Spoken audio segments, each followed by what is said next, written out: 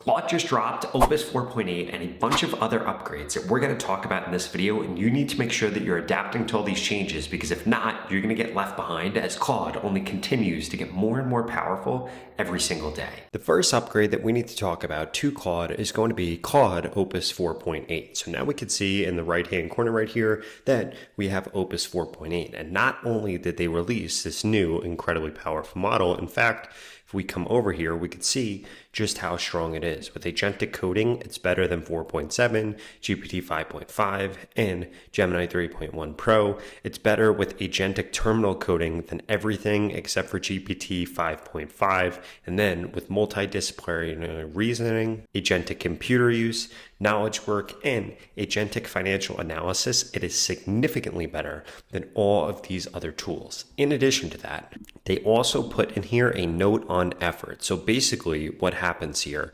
is if we come over into Claude now, we are now going to see this effort right here where we can choose between low, medium, high, extra, and max. In addition to that, we could turn on adaptive thinking. I would strongly suggest that you keep this on high right here and that you have adaptive thinking turned on. So when you ask it to do something and it needs to use something more powerful, it will very easily just turn on adaptive thinking and it will actually be able to change the amount of effort that it's putting in here. And if we actually go through this right here, we could see that Opus 4.8 is going to default to high effort, which they've judged Anthropic to be the best overall balance of quality and user experience. So on coding tasks, this effort level spends a similar number of tokens to Opus's 4.7 default, but it has better performance. So basically, it's just a model upgrade. In addition to that, users can choose between extra or max, and the model will spend more tokens to get better results. Now, I would strongly suggest that you do not do that unless you're doing exactly what they say right here, an incredibly difficult task or a long-running asynchronous workflow. Because they've increased the amount of rate limits in order to actually accommodate these higher token efforts right here, what you're going to find is that if you have this on way too high of an effort, you're going to burn through tokens incredibly quickly. So please do not waste Opus 4.8 to just ask questions or to use it like you would use a normal LLM. You should only be using this if you're doing something, one, that is agentic, so you're stringing together a bunch of different tasks, or two, you're doing something with coding. Now, a few other notes that I did want to discuss in terms of Opus 4.8. First and foremost, it beats GPT 5.5 on the senior engineer benchmark right here, which is going to be the toughest coding benchmark essentially. But one thing that I would note is that coding performance varies a lot across different reasoning levels, and what I would recommend is actually using it on X high or max for the best results when it comes to coding. Like I was saying earlier, you should only be using this model if you're doing something that's actually going to be pretty expensive. In addition to being really good at coding though, you're also going to find that it is an incredible writer.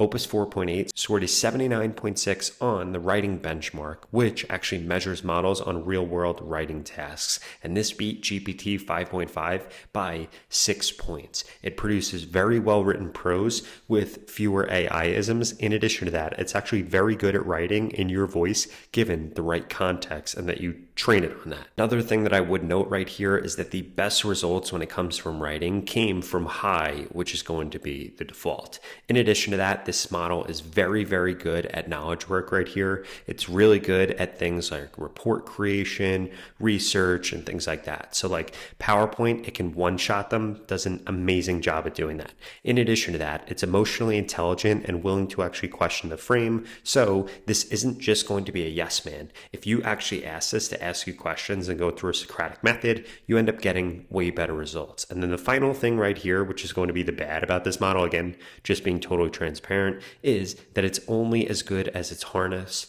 and that if you want to actually use this, I would strongly suggest that you're using it inside of Claude Code and not inside of Claude right here, because you're going to end up getting way better results. So I would just keep that in mind. Now, before I get into the rest of the updates that Claude just dropped, I wanted to remind you to smash that subscribe button if you want to stay up to date on the latest and greatest changes in AI. I upload videos like this almost every single day, and you're not going to want to miss them. In addition to that, the other changes that I wanted to walk through is now when you're actually inside of Cowork right here, you're going to be able to see that you can now choose a reasoning effort also. So with all these different models, you're going to be able to choose this between low, medium, high, and max. Again, if you are using something like Sonnet, you should honestly just have this on the default. If you're using Haiku, you should have it on the default. I would always have adaptive thinking turned on right here. And if you're using Opus 4.8, you should have this default to high. If you need to use something higher, you should use max. But if you find yourself on Opus 4.8 using low or using medium, more likely than not, you probably just should have used Opus 4.7 or one of their Sonnet models. Now, the next change we need to talk through is that you now have dynamic workflows inside of Claude Code right here. Essentially what this does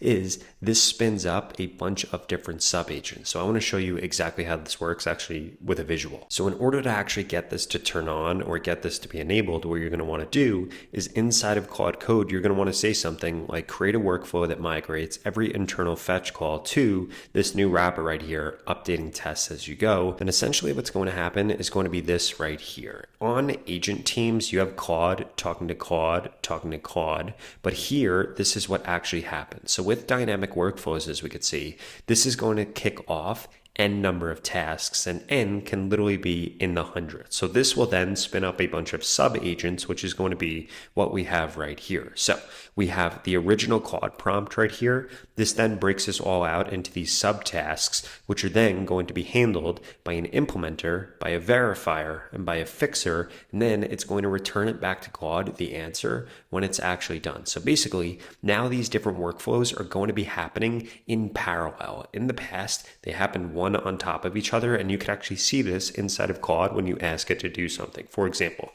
I know that this right here pertains to Claude Code, but if we just come over to regular Claude and I ask it to do something, for example, find what is trending in my niche on YouTube today, what this will actually do is we could actually see the way that this breaks this out. It's going to do one thing, and then it's going to do another thing, and then it's going to do another thing, and then it's going to do another thing, which is basically the same exact way that Claude Code used to work. And quite frankly, it really just slows you down. So we could see it did this one thing, now it's doing another, but what dynamic workflows now allows us to do is actually spin up a bunch of different sub-agents so that these are all happening in parallel. It allows you to get to an answer way quicker. It allows you to have way more accurate answers. The one thing I would say though is that this is going to eat your credits way quicker than anything else, which is exactly why Claude actually specifies this right here, that dynamic workflows are built for parallel and long-running work that can extend into hours and days. Doing the most complex engineering work that previously would have taken weeks, progress is saved as the run goes on. So a job, it doesn't get interrupted. It picks up where it actually left off instead of it starting over. But like we see here, the coordination happens outside of the conversation so that you don't actually have to tell it to coordinate these things or to change these things. But again, I would only use this on something that in the past would have taken hours, days, or weeks. You don't want to do this for a really simple engineering problem. And then the final change that we have here is now if we actually come over to Claude, you are going to see voice mode right here, which I have my mouse hovering over. Basically, it's on the right side of the chat right here. Now, what we could see is that they're about to launch a bunch of different updates to voice mode on Claude mobile apps. So about to get 18 new supported languages where Claude will actually be able to change what language it's speaking in on the fly.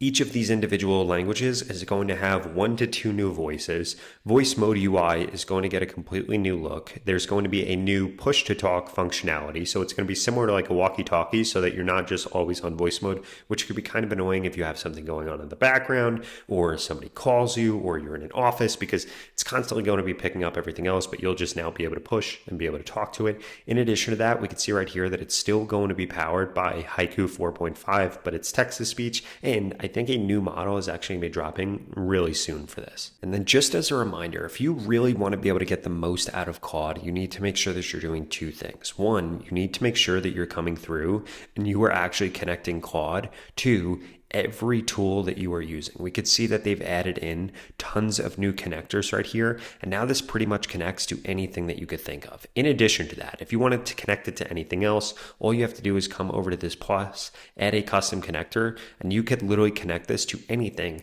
that has an MCP server URL. I would strongly suggest that you do that because this is really where you're going to be able to make Claude powerful, because when we come back over into Claude right here and come into cowork, we could see scheduled, and you can actually schedule out new tasks that are going to use all of those different connectors. This is how you're going to be able to automate your work. This is how you're going to be able to automate research. You can automate your email. You can automate content creation. You can literally automate anything that you can think of by pairing these scheduled tasks right here with a bunch of different connectors. And as another reminder, you need to make sure that you are creating skills. You need to create skills for everything that you do. That is going to create an SOP so that you don't get hallucinations from AI. If you're sick and tired of getting inconsistent results every time you try to do something with AI, these skills right here are going to completely change the game for you, because anytime you get a good answer, for example, we could come over here into this chat and see that I like this answer. We could say, can you turn this into a skill? Call it daily content update. And then what this will actually do is this is going to go through and this is going to turn the process that it just used into a skill so that we can then call that skill whenever we actually want. And again, this is literally as simple as you getting a good result from Claude and saying, hey, turn this into a skill, call it this. And then whenever you're actually doing something, you're going to be able to just type slash, you're going to be able to actually choose that skill, and boom, it will go off and run that again, and you will get the same results consistently, time in and time out, which is a way better experience. Oh, by the way, another thing Claude recently added right here is this view options right here, where you can actually group all of your different chats by date or project, which is pretty cool. It just makes it way easier to be able to filter through your chats. Now, if you enjoyed this video and you want to learn about a 24/7 AI agent that can help you automate pretty much every task you could think of, I would check out this video right here. I'll see you over there.